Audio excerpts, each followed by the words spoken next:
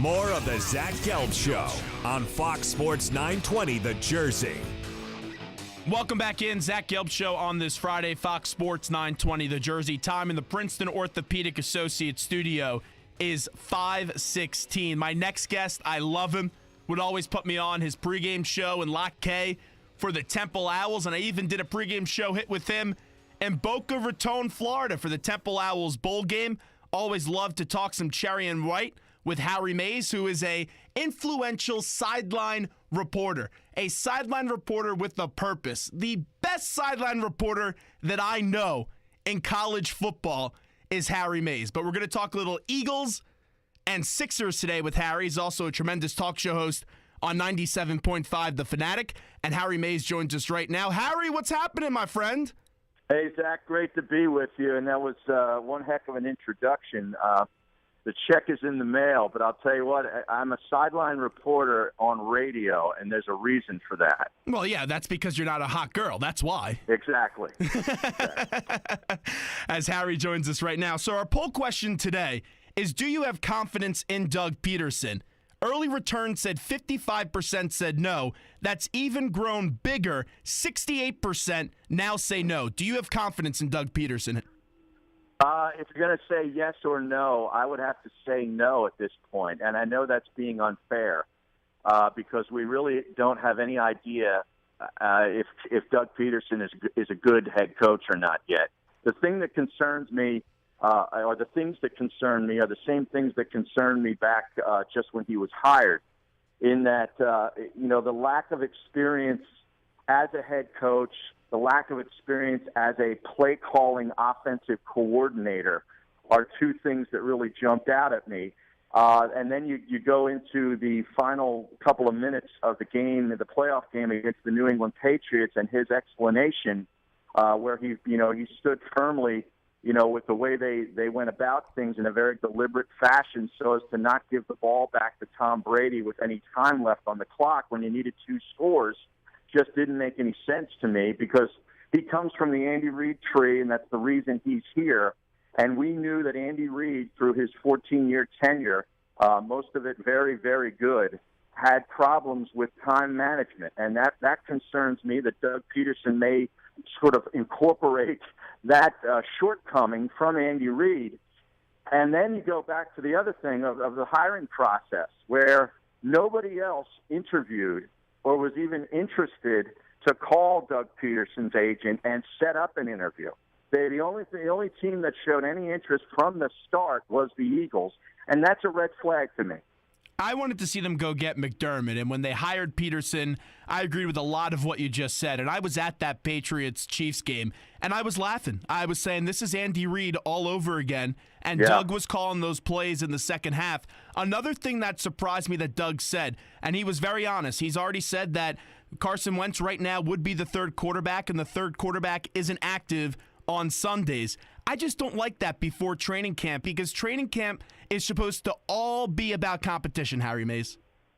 Yeah, it is, and I think he's doing that right now just basically to stop some of the questioning that would ensue if he didn't say that. I mean, I said their thought process, and you can disagree with it, and I do, from the beginning has been to just sort of put Carson Wentz on ice.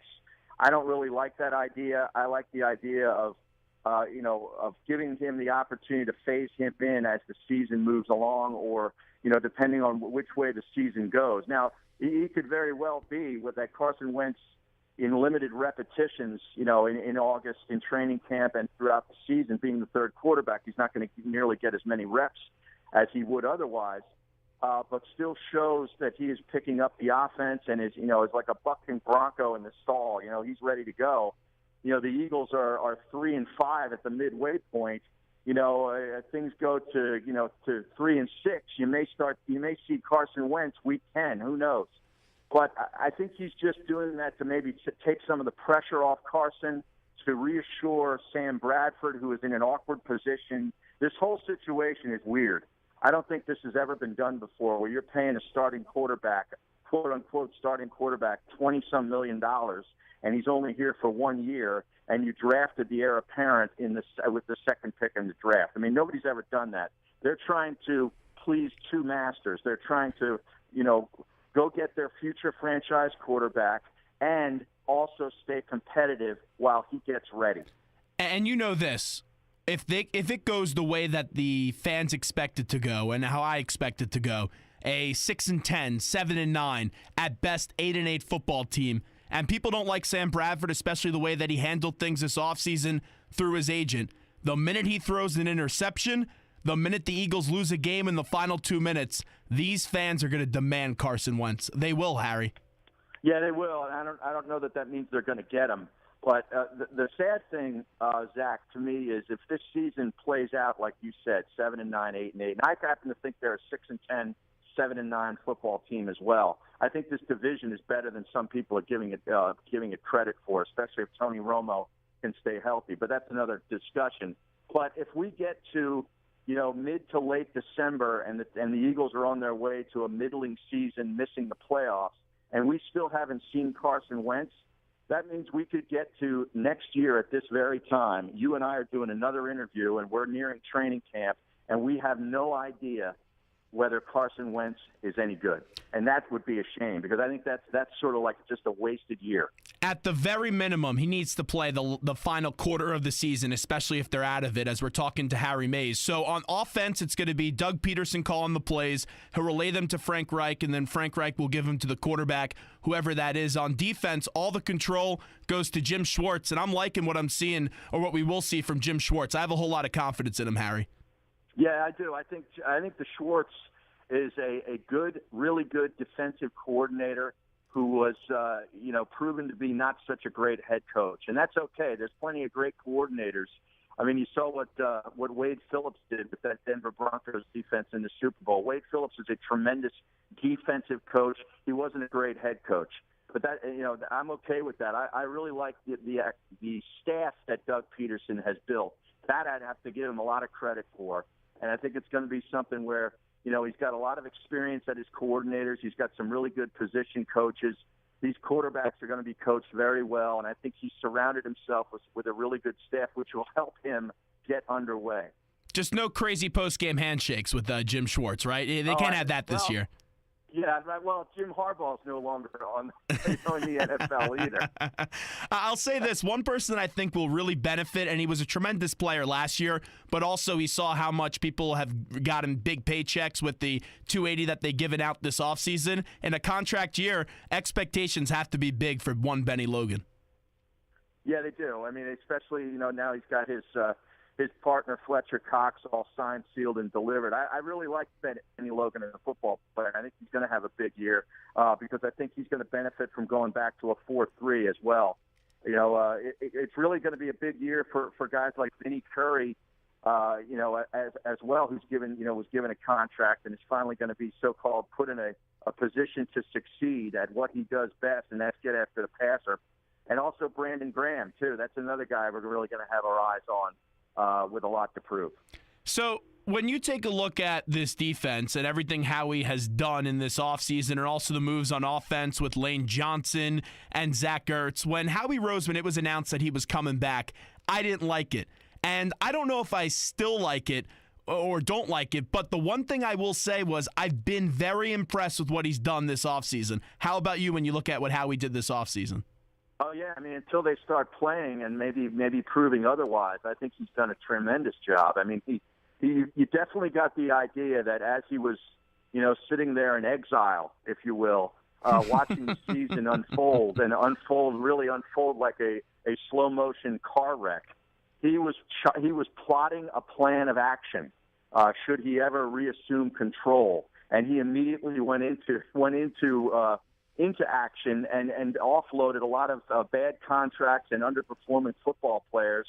We all know the names and improved the Eagles' drafting position in the first round. I mean, who would have thought, sitting there after a miserable season of 7-9, winning a last week, week 17 game that they didn't even really have to win, that they would have been able to move from 13 up to 8 up to 2. I mean, it's really the stuff of legend. Now, obviously it's all going to come down to whether Carson Wentz can play, and eventually we'll figure that out.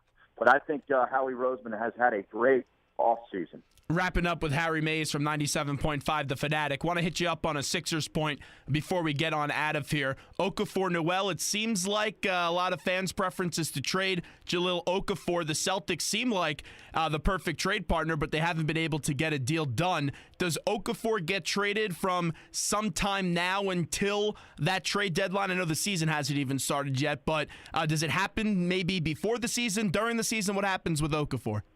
Well, I don't think he's going to get traded before the season starts. I mean, I know Boston is showing some interest, but I spoke with Chris Mannix today of The Vertical, and he basically echoed what we've been saying on the show for the last week or so, that Danny Ainge wants to steal a player. He doesn't really want to he doesn't want to make a fair trade. And I really don't want to deal with Boston. I'm open to trading Jahlil Okafor or Nerlens Noel, but I don't want to trade him to Boston, because I don't want to see him for the multiple times during the season, and be going head to head with that kid for the next 5, 6, 7 years.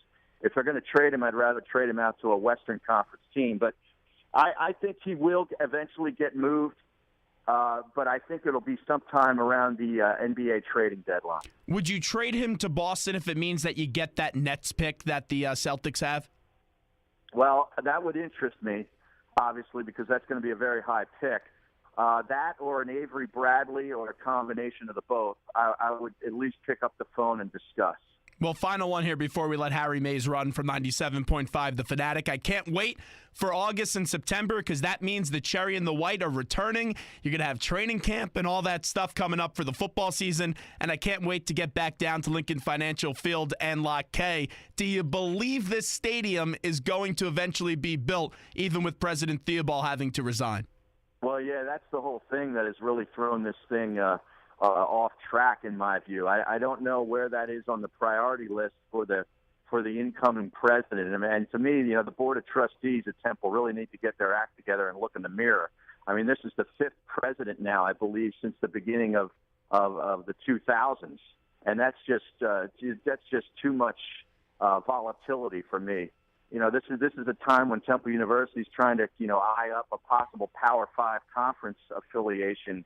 And the last thing you need is a shaky presidency. So I'm really displeased with what's going on there. I don't know that the stadium is a high priority right now. I'm absolutely shocked that Theobald was ousted. If you would have told me that when I graduated a few weeks ago, that he wouldn't be here as we sit here on a July 22nd, 2016, I would have said you're crazy, because that university, it may not in the financials. I know there's some of that with the $22 million problem, but other than that, I went to Temple, and from looking at it just as a student, I had an absolutely great time. But Harry Mays, we do appreciate the time today. Thanks so much, and have a great weekend and survive this hot weather that's coming.